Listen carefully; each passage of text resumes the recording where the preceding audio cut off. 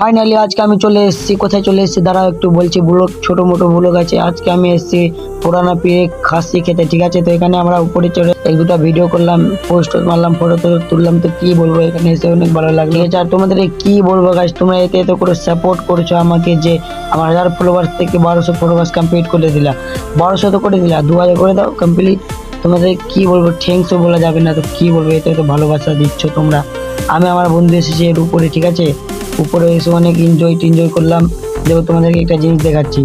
এখানে সবাই এসে উজু টুজু করে, ঠিক আছে।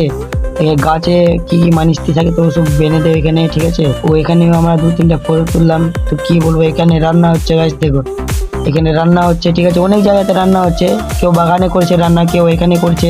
দেখো কবরস্থান, দেখো গাছ আমাদের দেখে তো মাথা টাথা ঘুরে গেল গাছ। কি বলবো, দেখো মেলাতে কত ভিড় আছে, একটু একটু মেলাতে ভিড় আছে, বেশি ভিড় নাই, ঠিক আছে। একটু একটু ভিড় আছে। দেখো আমরা এখান থেকে 2-4টা সামান লাগতো, তো আমরা 2-4টা সামান নিলাম, ঠিক আছে। 2-4টা সামান নিয়ে আমরা যাবো এবার ভিতরে ভিতরে সিনি টিনি দিয়ে তারপরে আমরা যাব খেতে, ঠিক আছে।